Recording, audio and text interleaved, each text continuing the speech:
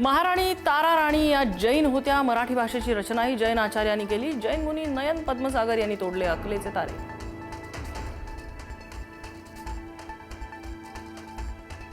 राष्ट्रवादी काँग्रेसच्या नव्या संविधानावरून वाद। पक्षातील महत्त्वाच्या विभागाला कात्री लावल्याचा आरोप।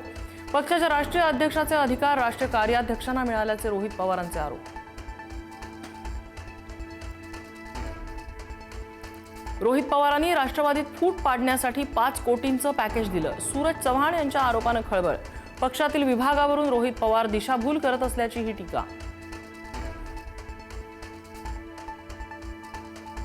बारामतीची पोटनिवडणूक बिनविरोध होऊ देणार नाही, लक्ष्मण हाकेंची टीका। तर ओबीसी आरक्षणाबाबत अजित पवार असंवेदनशील असल्याचंही विधान। डॉक्टरांपाठोपाठ सोनोग्राफी सेंटरसह मेडिकल स्टोअर पोलिसांच्या रडारवर। अनेक महिलांना गर्भधारणा होऊ नये यासाठी खरातनं औषध दिल्याचा संशय।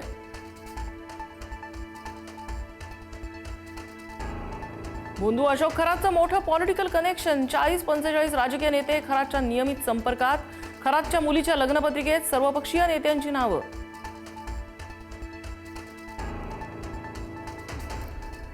नाशिक रिंग रोड जवळ खरातची कोट्यवधींच्या जमिनीत गुंतवणूक। रिंग रोड प्रकल्प जाहीर होण्यापूर्वीच जमीन खरेदी। महसूल विभागातल्या इन्सायडरमुळे गुंतवणूक।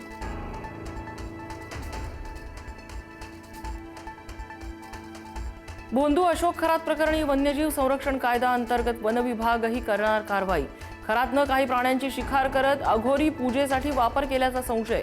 वन विभागाचं नाशिक पोलीस आयुक्तांना लेखी पत्र।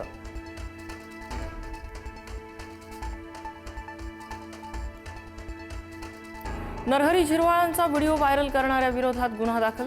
ट्रान्सजेंडर पवन यादवनं भाऊ रवी यादव विरोधात गुन्हा दाखल केला। मूळ व्हिडिओसोबत छेडछाड करून व्हिडिओ व्हायरल केल्याचा तक्रारीत उल्लेख।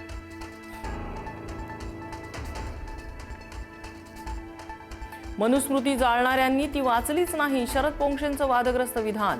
पोंक्षे एक बिंडोक माणूस, शरद पवारांच्या राष्ट्रवादीचे सुनील माने यांनी पोंक्षेंना सुनावलं। अश्विनी भिडे यांनी मुंबई महापालिकेच्या आयुक्त पदाचा पदभार स्वीकारला। भिडे ठरल्या बीएमसीच्या पहिल्या महिला आयुक्त। भारतीय टेनिसपटू लिएंडर पेस यांचा भाजपमध्ये प्रवेश। पश्चिम बंगाल विधानसभा निवडणुकीपूर्वी प्रवेश। नवी दिल्लीत भाजप मुख्यालयात पक्षप्रवेश सोहळा।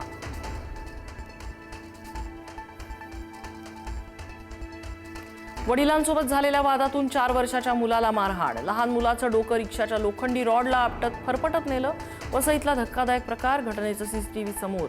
आरोपी रिक्षाचालक संदीप पवारला अटक।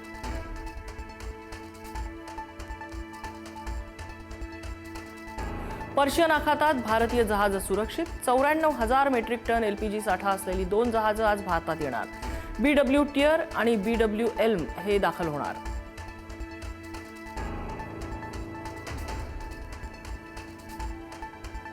अमेरिका आणि इस्रायलचे इराणच्या इस्फहानवरती पुन्हा हल्ले। लष्करी तळ आणि दारुगोळा साठवणूक केंद्र लक्ष्य।